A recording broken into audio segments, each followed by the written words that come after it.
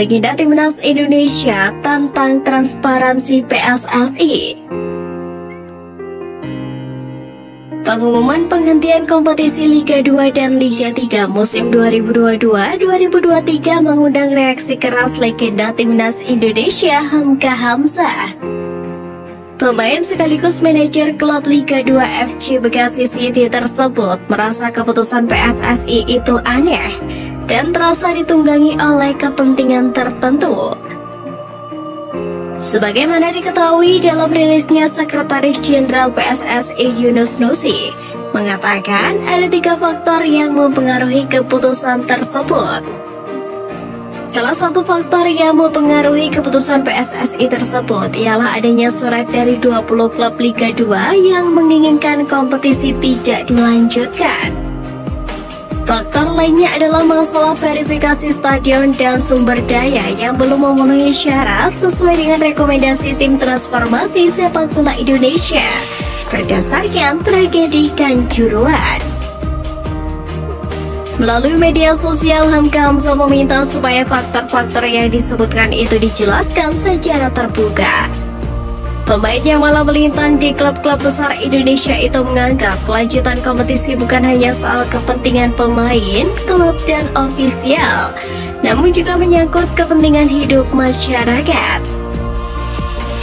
Yang membuat saya ingin tahu, boleh tidak dibongkar poin pertama, klub-klub mana saja yang menolak.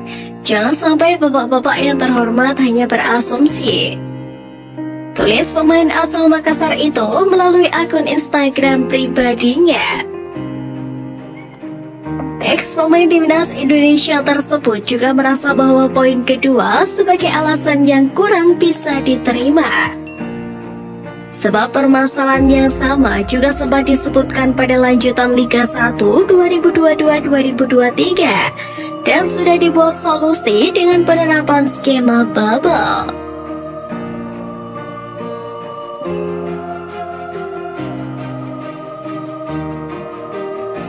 Timnas Indonesia gagal di Piala AFF 2022, Arema tuai berkah terselubung. Kegagalan Timnas Indonesia melangkah ke final Piala AFF 2022 disebut sebagai berkah terselubung bagi Arema FC. Sejatinya bukan hanya Arema FC, kandasnya Timnas Indonesia membawa berkah bagi klub-klub BRI Liga 1. Pemain yang membela timnas bisa kembali ke klub lebih cepat, termasuk penyerang Arema FC, M. Rafli. Pemain berusia 24 tahun itu kemungkinan sudah tiba di Malang dan berencana untuk langsung gabung latihan. Tentu ini menjadi keuntungan bagi tim yang dijuluki Singo Edan tersebut. Arema FC punya alternatif lain di lini depan. Mengingat Arema baru kehilangan 2 pemain dengan karakter menyerang, yakni Irsyad Maulana dan Hanis Sagara. Di Arema, Rafli masih sering menjadi pengganti, begitu juga di Timnas Indonesia. Hanya saja performa Muhammad Rafli kini belum tajam. Sebagaimana diketahui pada Liga 1 dan Piala AFF, jebolan Asifa Malang itu belum mencetak gol. Meski begitu, pelatih Arema FC, Xavier Roca, mengaku tertantang bisa mengembalikan performa terbaik M. Rafli. Bukan hanya Rafli, tetapi juga pemain lainnya. Umumnya pemain yang sudah membela timnas merupakan pilihan utama di klubnya, tetapi tidak demikian dengan Rafli. Dari 7 pertandingan yang dijalani musim ini, dia tampil sebagai starter dalam 1 pertandingan, sisanya sebagai pengganti. Oleh karena itu, banyak netizen yang menilai musim ini Rafli belum menemukan bentuk permainan terbaiknya, bahkan tidak layak masuk skuad Garuda.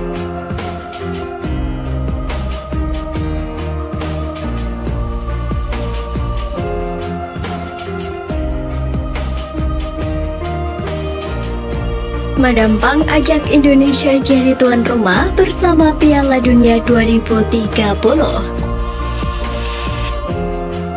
Kabar menarik datang dari manajer timnas Thailand Madam Pang yang berhasrat melihat Indonesia dan Thailand menjadi tuan rumah Piala Dunia bersama. Sebagaimana diketahui, mulai 2026 jumlah peserta Piala Dunia bertambah menjadi 48 negara dari yang awalnya 32 negara. Bertambahnya jumlah negara itu membuat banyak negara berbondong-bondong mengajak negara lain untuk join menjadi tuan rumah. Pada Piala Dunia 2026, tuan rumah bakal digelar di 3 negara, yakni Amerika Serikat, Meksiko, dan Kanada. Untuk Piala Dunia 2030, sejumlah negara juga sudah siap untuk berkolaborasi. Salah satu contohnya adalah Uruguay, Argentina, Chile, dan Paraguay yang secara kolektif mencalonkan sebagai tuan rumah Piala Dunia 2030. Mereka kompak menjadi tuan rumah untuk merayakan 100 tahun penyelenggaraan Piala Dunia.